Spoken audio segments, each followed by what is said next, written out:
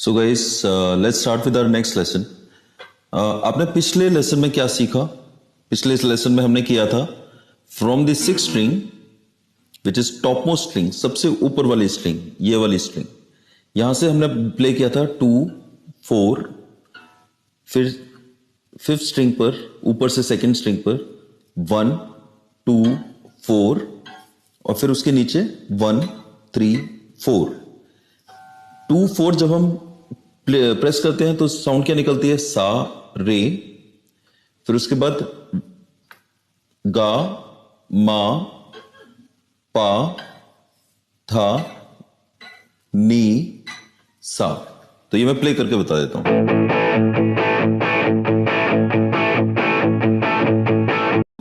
सा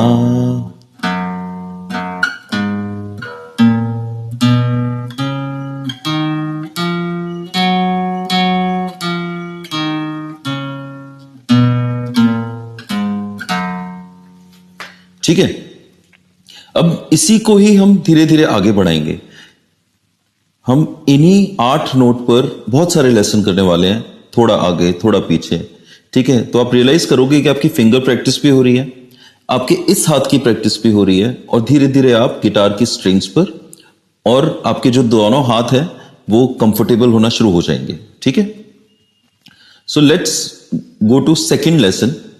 second lesson क्या है कि जैसे हमने ऊपर वाली 3 स्ट्रिंग पर सारे गामा पाधा नीसा बजाया, अब हम नीचे वाली 3 स्ट्रिंग को भी इंक्लूड करने वाले हैं।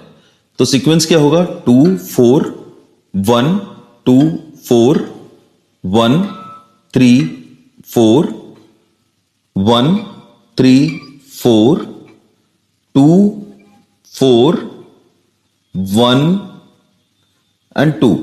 ओके, तो मैं ये पूरा आपको बता देता हूं। सा रे गा मा पा धा नी सा सा रे गा मा पा धा नी सा सा नी धा पा मा गा रे सा सा नी धा पा मा गा रे सा। अब इस पूरे सीक्वेंस में मैंने क्या किया कि सा रे गा मा पा धा नी सा। जब मैं यहां पर सा पर पहुंचता हूं तो मैं यहां पर अब 2 बार प्ले कर रहा हूं। एक बार मैं पहले वाले सारे गामा पाधा नीसा को खत्म करने के लिए सा प्ले कर रहा हूं, फिर जो दूसरा वाला सारे गामा पाधा नीसा है उसको स्टार्ट करने के लिए दोबारा से मैं यहीं से स्टार्ट कर रहा हूं। अब थर्ड स्ट्रिंग से, ठीक है, थर्ड स्ट्रिंग 4th नोट से ही मैं दोबारा से सा स्टार्ट कर रहा हूं, लेकिन अब मैं नीचे वाली स्ट्रिंग्स को यूज कर रहा हूं। ठीक है, so this is going to be our second lesson. सा सा सा रे गा मा पा धा नी सा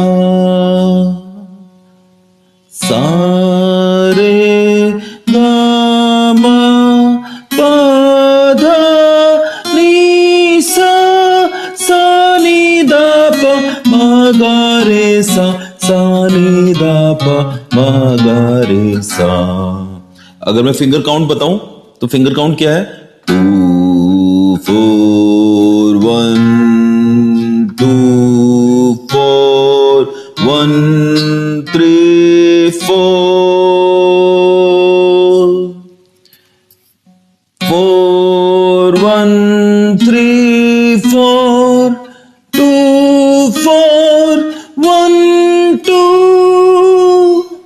2 1 4 2 4 3 1 4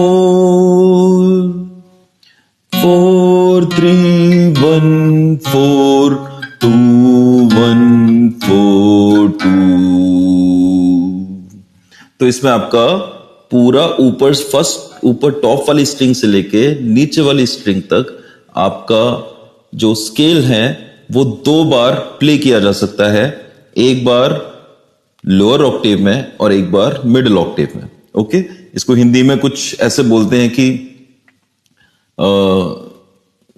मंद्र सप्तक, और फिर उसके बाद जो सेंटर वाला होता है वो मुझे नहीं पता, तो वो आप देख लेना क्लासिकल लैंग्वेज में उसको क्या बोलते हैं, ठीक है। But this is how it is going to happen. अब यहां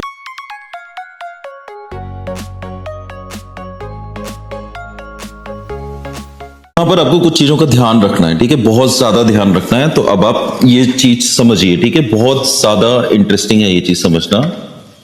देखो, ये जो स्ट्रिंग है, इस स्ट्रिंग में अगर मैं ऐसे आपको दिखाऊंगा तो स्ट्रिंग के, ये जो स्ट्रिंग है, स्ट्रिंग के और ये जो सरफेस है, ये जो सरफेस है, ये जो सरफेस है, सरफेस और स्ट्रिंग, इन दोनों के बीच के गैप को बोला जाता है एक्शन। तो अगर आपके गिटार में एक्शन बहुत ज्यादा है, मतलब कि स्ट्रिंग के और गिटार की सरफेस के बीच में गैप बहुत ज्यादा है, तो आपको प्रेस करने में उतनी ही मुश्किल होगी। और प्रेस करने के साथ साथ आपकी स्ट्रिंग ज्यादा अच्छे से, कितना भी आप प्रेशर लगाओगे, लेकिन वो जो स्ट्रिंग है वो यहां पर, ये जो ब्रिजेस हैं, ये जो ब्रिज है, इस पर थोड़ा थोड़ा सा बज करेगी उसकी साउंड। तो अगर आपका गिटार की जो नेक है वो स्ट्रेट ना होके अगर ऐसे बेंड हो जाती है, ठीक है, तो ऑब्वियसली स्ट्रिंग तो हमेशा सीधा रहेगी, क्योंकि स्ट्रिंग यहां वाले ब्रिज से लेकर और ऊपर वाले ब्रिज पर सपोर्ट ले रही है। तो जितना हम स्ट्रिंग को टाइट करेंगे उतना ज्यादा वो तो स्ट्रेट ही रहेगी। लेकिन ये अगर नेक हमारी गोल हो गई है, वेदर की वजह से, पुराना गिटार है, खींचने की वजह से, तो उसके बीच में गैप आ जाता है, जिसको हम बोलते हैं एक्शन। एक्शन बढ़ जाता है। एक्शन का मतलब क्या होता है कि हमें ज्यादा एक्शन लेना पड़ रहा है, ज्यादा प्रेस करना पड़ रहा है, ठीक है। तो उस केस में क्या है कि आपकी स्ट्रिंग्स की जो आवाज है वो बहुत ज्यादा बजिंग साउंड करती है। एक दूसरा केस और है, कभी कभी क्या होता है कि ये नेक ऐसे बैंड ना होने की जगह नेक ऐसे बैंड हो जाती है। ये जो पूरा का पूरा जो नेक है, इसको नेक बोलते हैं, ये ऐसे बैंड हो जाती है। जब ऐसे बैंड होती है तो हमारी स्ट्रिंग क्या है कि यहां से और यहां से हम जब टाइट कर रहे हैं तो बीच में कहीं पर गैप बहुत ज्यादा कम हो जाता है और यहां पर साइड में गैप ज्यादा हो जाता है उस शेप की वजह से, ठीक है। अगर सोचो ये नेक अगर सीधी ना होकर ऐसे राउंड हो जाती, ठीक है, तो ये 2 तरह की शेप में नेक चेंज हो जाती है। इन जनरल नेक हमेशा ये वाली शेप में होती है कि मतलब खींचने की, तारों के स्ट्रिंग के टेंशन की वजह से, खींचने की वजह से नेक बेंड हो जाती है, तो जनरली एक्शन बढ़ जाता है।